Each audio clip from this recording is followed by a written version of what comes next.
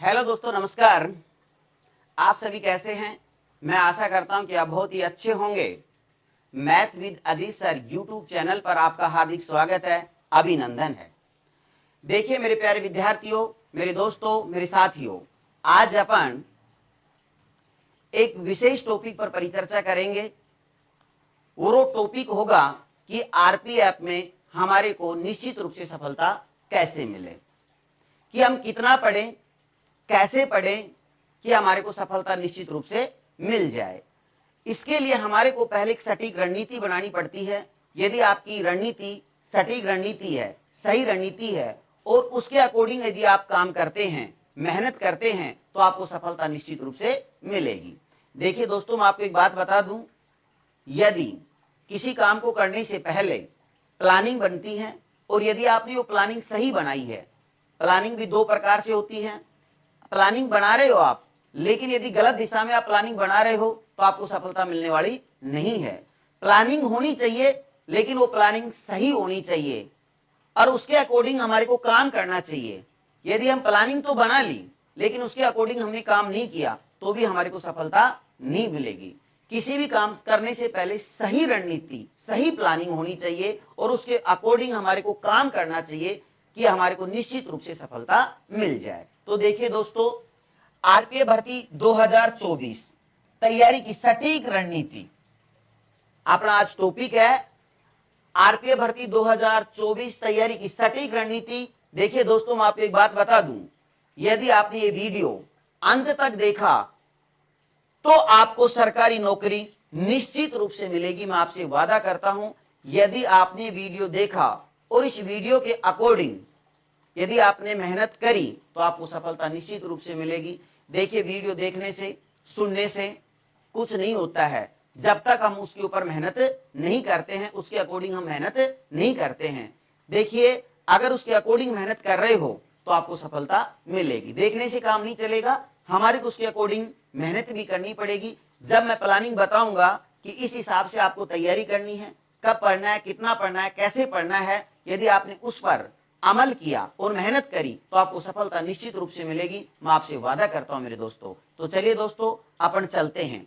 तो सबसे पहले मैं आपको बात करूंगा कि कई विद्यार्थियों को ये नहीं पता है कि कितने चरणों से हमारे को गुजरना पड़ता है। पहले क्या होगा, उसके बाद क्या होगा, उसके बाद क्या होगा, क्या चयन प्रक्रिया है इसकी, इसके बारे में हम बात करते हैं। देखिए दोस्तों, आपके सामने दो भर्ती हैं, आरपीएफ कांस्टेबल और एसआई की। अब इसके कितने चरणों से हमारे को गुजरना पड़ेगा उसके बारे में सबसे पहले मैं बात करता हूं। तो देखिए दोस्तों, अपन बात करते हैं भर्ती प्रक्रिया। यहां पर आपको 4 स्टेपों से गुजरना पड़ेगा। पहली स्टेप हमारी होगी टेस्ट, कंप्यूटर आधारित हमारा टेस्ट होगा। सबसे पहले मैं बात करूं तो कंप्यूटर आधारित अपना क्या होगा, टेस्ट होगा। नंबर 1 स्टेप समझ में आ गई। दूसरा, उसके बाद यदि आप एग्जाम क्लियर कर लेते हैं तो उसके बाद आपका फिजिकल होगा। ठीक है दोस्तों, फिजिकल के बाद आपका नंबर 3 डॉक्यूमेंट्स वेरिफिकेशन होंगे। ठीक है, उसके बाद नंबर 4 आपका मेडिकल होगा। समझ में आ गई। तो 4 स्टेपों से आपको गुजरना पड़ेगा। पहली स्टेप आपकी क्या है, पेपर होगा, उसके बाद आपका फिजिकल होगा, फिर डॉक्यूमेंट्स वेरिफिकेशन होंगे और उसके बाद आपका मेडिकल होगा। तो इसके बारे में अपन विस्तार से परिचर्चा करेंगे कि पेपर में क्या सिलेबस आएगा, किस प्रकार से हमारे को पढ़ना है, कितना पढ़ना है, कैसे हमारे को तैयारी करनी है, इसके बारे में। सबसे पहले मैं बिंदु 1 के बारे में बात करता हूं कि टेस्ट। अब देखिए, जो आपका टेस्ट होगा ना दोस्तों, देखिए यहां पर 120 प्रश्न होंगे आपके टेस्ट में और यह आपका 90 मिनट का होगा। कितने मिनट का होगा, 90 मिनट का होगा। अब अपने को सबसे मेन खास बात यही है कि क्वेश्चनों की संख्या 120 है और समय आपके पास 90 मिनट का है। सबसे विशेष बात यह है कि 120 तो प्रश्न है और समय कितना है, 90 मिनट है। अब 90 मिनट में 120 प्रश्न कैसे हल करने हैं। दूसरी बात देखिए, प्रत्येक सही उत्तर का 1 अंक मिलेगा और गलत उत्तर का 1/3 अंक काटा जाएगा। ये बात समझ में आ गई होगी मेरी। 120 प्रश्न होंगे, 90 मिनट का होगा, और यदि सही उत्तर है तो उसका 1 अंक मिलेगा और गलत उत्तर है तो 1/3 नेगेटिव है। क्लियर? अब चलिए सिलेबस के बारे में अपन बात करें। देखो, इसका जो सिलेबस है हमारा, सबसे पहले यहां पर देखिए मैथ आएगी। मैथ के आपके कितने क्वेश्चन होंगे? 35। कितने क्वेश्चन होंगे? 35 क्वेश्चन होंगे, 35 अंक का होगा। ये मैंने आपको पहले बता दिया कि एक प्रश्न 1 अंक का होगा, तो क्वेश्चनों की संख्या 35 हो गई। एक प्रश्न 1 अंक का है तो 35 अंकों की आपकी मैथ होगी। अब मैथ में जो आपका सिलेबस है, सिलेबस के अकॉर्डिंग हमारे को तैयारी करनी है। समझ में आ रही है मेरी बात? सिलेबस के अकॉर्डिंग। अब देखिए सिलेबस की अपन बात करते हैं।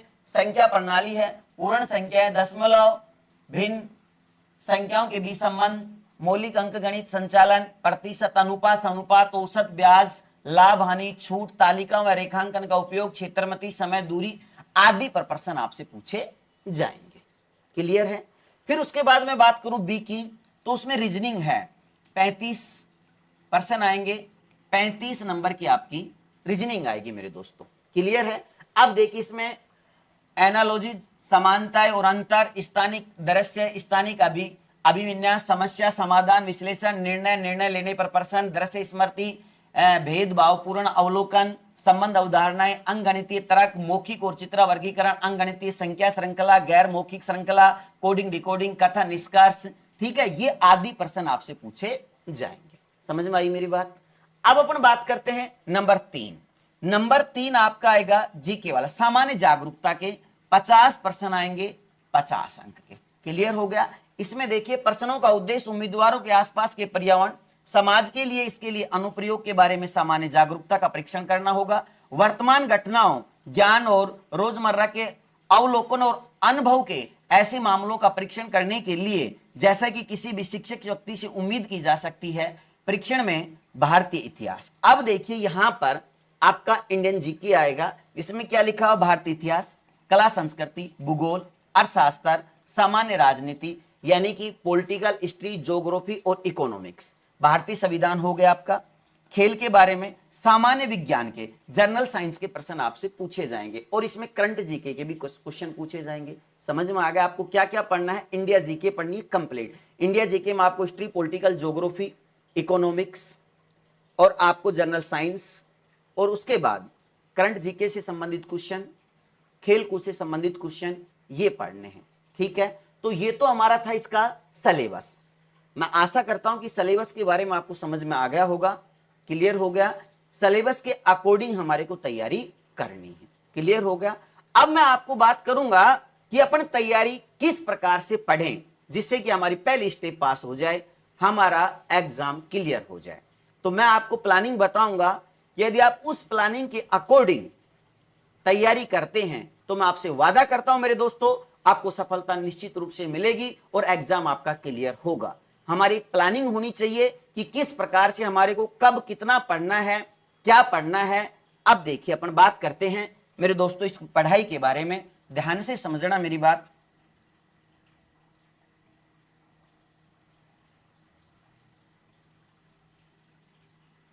चलिए,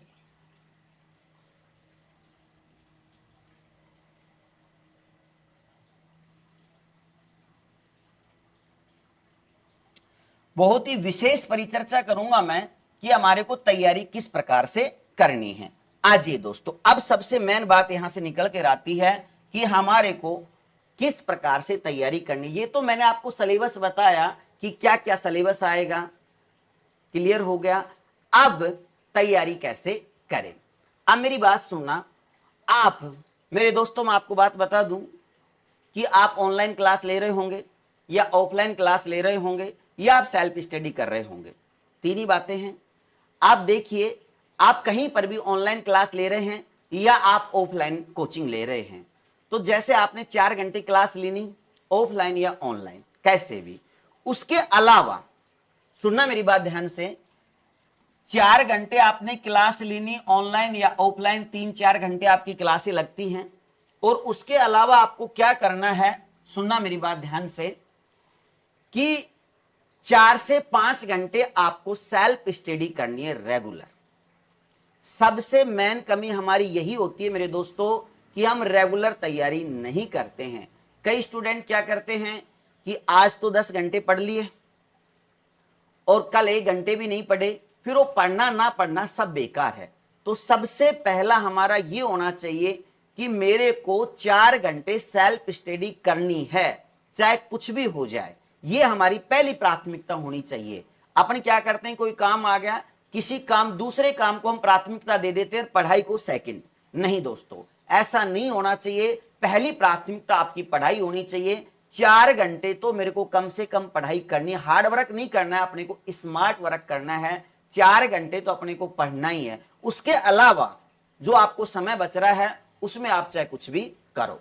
अब 4 घंटे आपको क्या पढ़ना है कोचिंग के अलावा? देखिए दोस्तों, जो आपको कोचिंग में पढ़ाएगा या आपने ऑनलाइन पढ़ा, उसको घर जाके एक बार देखना है कि भाई मैथ में आपने क्या पढ़ा, रीजनिंग में क्या पढ़ा, जीके में क्या पढ़ा, साइंस में क्या पढ़ा, करंट क्या पढ़ा।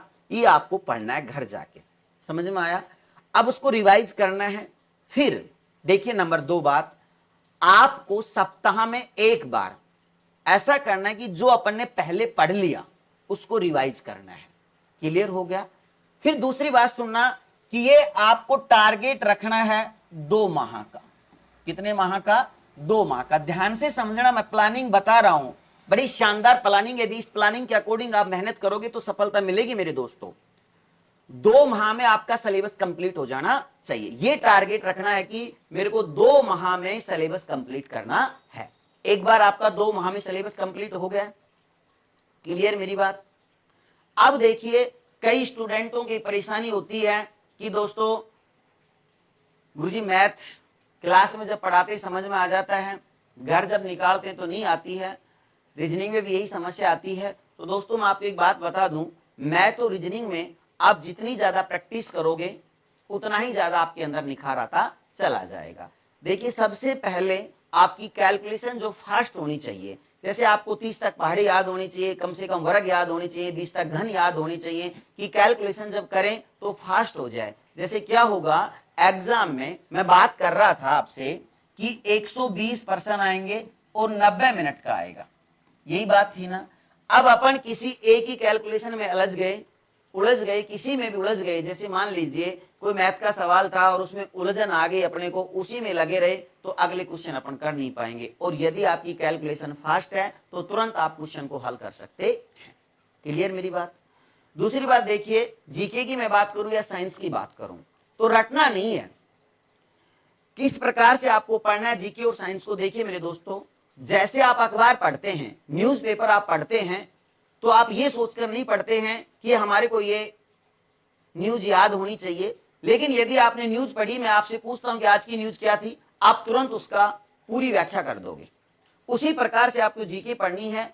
आपको कम से कम 2 से 3 बार रीडिंग लगानी है, रटना नहीं है उसको। फिर उसके बाद उससे संबंधित टॉपिक को पढ़ा, टॉपिक से संबंधित आपके क्या क्वेश्चन बन रहे हैं, उन क्वेश्चनों को ऑब्जेक्टिव क्वेश्चन आप सॉल्यूशन कीजिए, तो आपको पता लग जाएगा कि मेरे को क्या क्वेश्चन आ रहा है, क्या क्वेश्चन नहीं आ रहा है। समझ में आई मेरी बात? देखिए, तो मैं अब वापस आता हूं। पहली मैंने आपको बताया कि 2 माह का आपको टारगेट लेकर चलना है, कि 2 माह में हमारा का सिलेबस कंप्लीट करना है। क्लियर होगी मेरी बात? दूसरी बात, उसके बाद जब आपका 2 माह में सिलेबस पूरा हो गया तो देखिए अब आपको क्या करना है। 2 माह में नंबर बिंदु 2 की मैं बात करता हूं। 2 माह में सिलेबस होने के बाद आपको एक चार्ट बनाना है कि मेरे को 5 दिन में मैथ का रिवाइज करना है, 5 दिन में मेरे को रीजनिंग का रिवाइज करना है, और 10 दिन में मेरे को GK, general science, current GK, इसका रिवाइज करना है। तो ये आपका काम हो गया कितने दिन का? 20 दिन का। क्लियर होगी? पहले राउंड में आपको 2 महीने में आपने सिलेबस पूरा कर लिया, फिर आपको 20 दिन की प्लानिंग बनानी है कि 20 दिन में मेरे को क्या करना है। तो मैंने आपको बताया 5 दिन में आप आराम से मैथ रिवाइज कर सकते हैं, 5 दिन में आप रीजनिंग को रिवाइज कर सकते हैं और 10 दिन में आप जीके साइंस को रिवाइज करते हैं। तो ये आपका काम हो गया 20 दिन का। क्लियर है?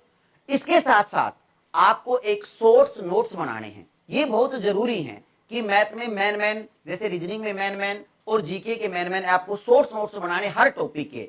उससे क्या फायदा मिलेगा, जैसे आपका एग्जाम होगा तो एग्जाम से पहले हमारे को रिवाइज करने के लिए एक सोर्स नोट्स चाहिए। अपन पूरी बुक तो पढ़ नहीं सकते हैं, 1-2 दिन पहले मैं उसको रिवाइज कर सकूं, तो उसके लिए हमारे को सोर्स नोट्स होना बहुत जरूरी है। जब आपके पास वो सोर्स नोट्स होंगे, आप उनको पढ़ोगे तो आपको लगेगा कि मैंने पूरा पढ़ लिया। समझ में आ गया? नंबर 2 बात। अब अपन बात करते हैं नंबर 3। ध्यान से समझना मेरी बात। नंबर 2 क्लियर होगी मेरी बात? मैंने आपको क्या प्लानिंग बताई? 2 महीने का प्लानिंग बताया है सबसे पहले। फिर मैंने आपको बताया 20 दिन की प्लानिंग कि 20 दिन आपको क्या करना है, तो आपके पास काम हो गया। तीसरी बात, फिर ये कंप्लीट होने के बाद आपको क्या करना है मेरे दोस्तों, ध्यान से समझिए। आपको कम से कम 3 दिन में, कितने दिन में? 3 दिन में पेपर हल करना है। अब उससे आपको पता लगेगा कि मैं 90 मिनट में 120% कर पा रहा हूं कि नहीं कर पा रहा हूं। अपने को डेली टाइमिंग लगाना है। टाइमिंग लगाकर आपको 3 दिन में एक पेपर हल करना है। उस 3 दिन में आप मैथ, रीजनिंग, जीके, साइंस जो भी है सिलेबस का रिवाइज करिए। 3 दिन बाद आप एक पेपर दीजिए। पेपर देने के बाद आप देखिए कि मेरे से कहां पर गलती हुई है, कौन सा टॉपिक मेरा कमजोर था, कौन से टॉपिक का क्वेश्चन मेरा गलत हुआ है, उसके ऊपर आप मेहनत करिए, दोबारा से उस टॉपिक को पढ़िए। तो ऐसा करने से यदि आप 5-7 पेपर भी दे सकते हैं, तो 5 पेपर भी दिए तो आपके पास ये 15 से 20 दिन का काम और हो गया। समझ में आई मेरी बात? यदि आप 5 पेपर भी करते हैं। क्लियर हो गया? ये विशेष ध्यान रखना, 3 दिन में आपको कम से कम एक पेपर देना ही है।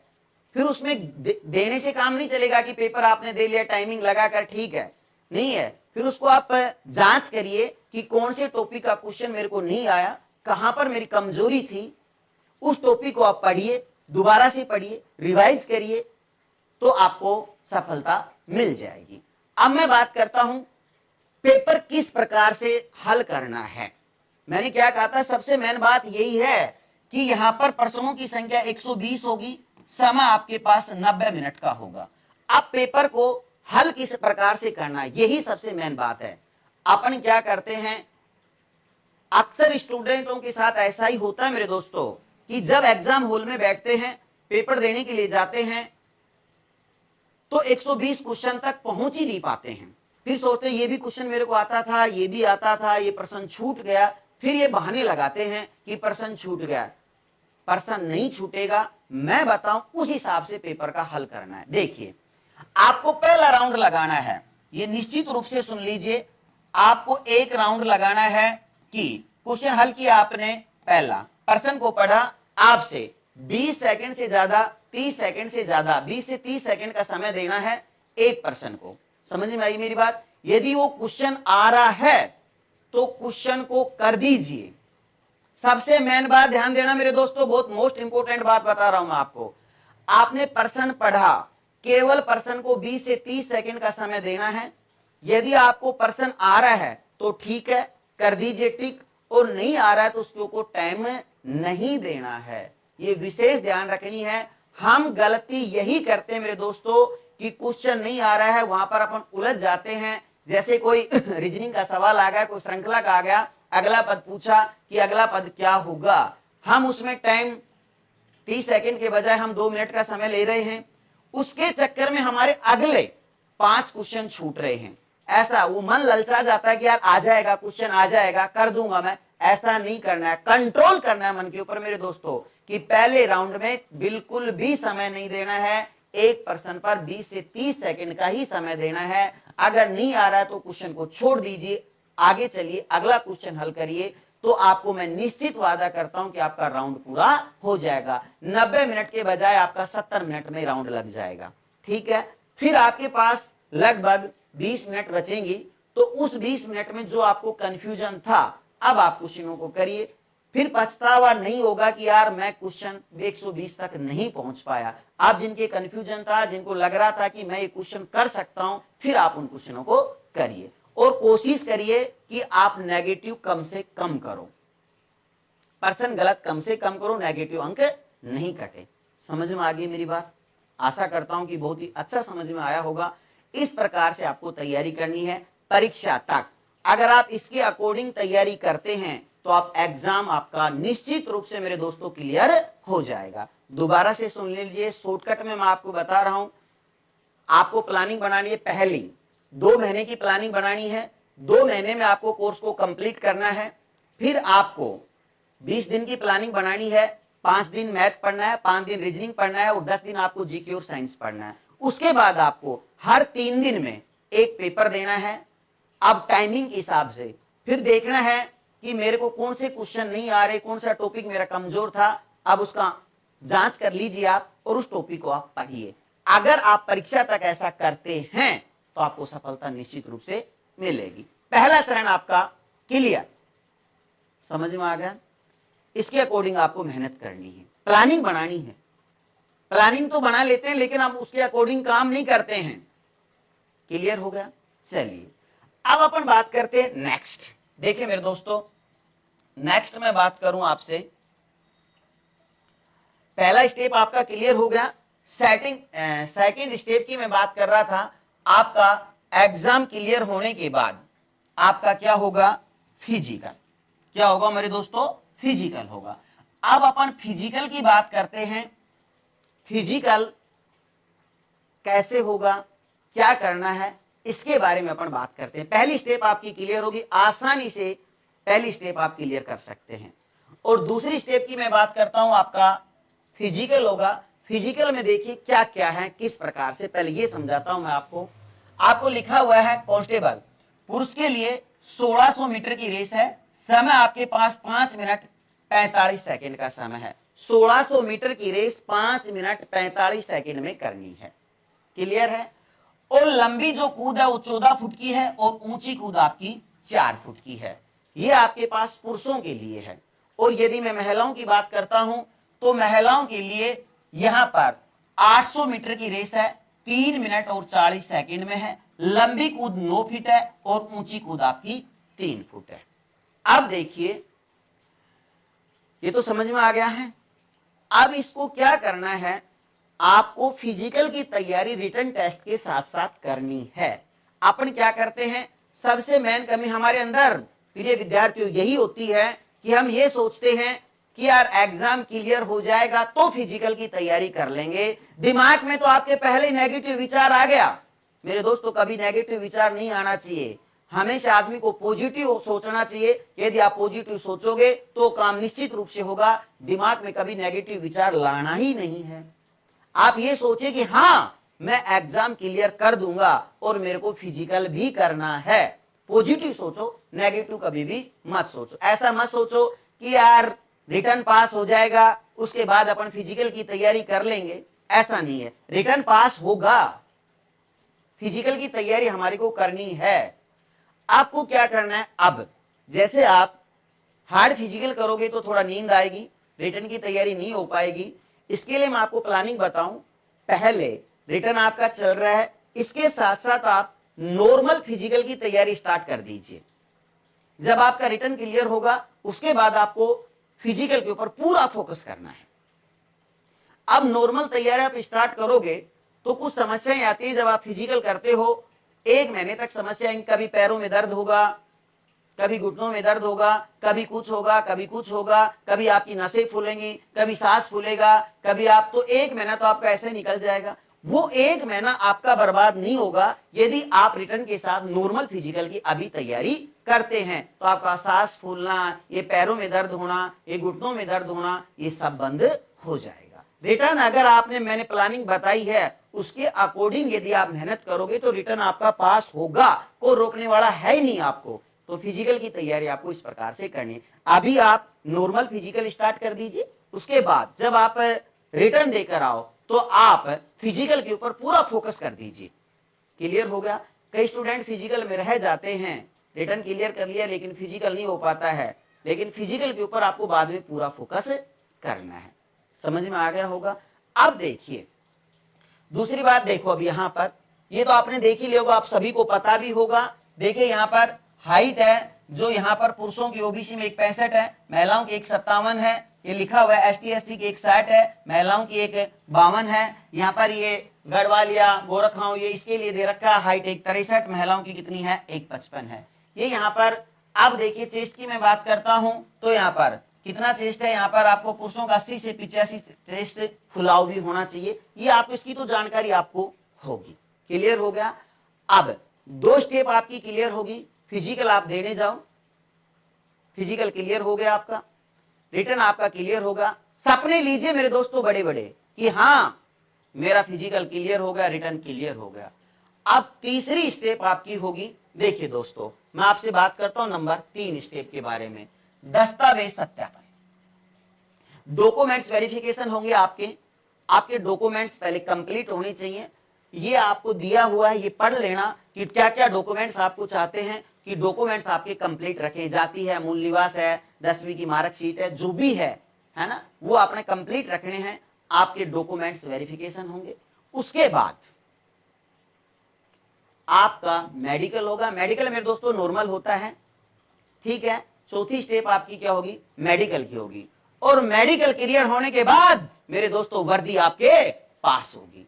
तो देखिए दोस्तों आज की वीडियो में मैंने आपको बताया कि किस प्रकार से तैयारी करनी है। यदि इस प्रकार मेरे अकॉर्डिंग आप तैयारी करते हैं तो निश्चित रूप से वर्दी आपके पास होगी, मैं आपसे वादा करता हूं। धन्यवाद दोस्तों, फिर मैं कभी वीडियो लेकर आऊंगा, दोबारा से अपन बात करेंगे, परिचर्चा करेंगे और आपसे पूछा जाएगा कि मैंने बताया उसके अकॉर्डिंग आपकी मेहनत चल रही है या नहीं चल रही है। जय हिंद दोस्तों।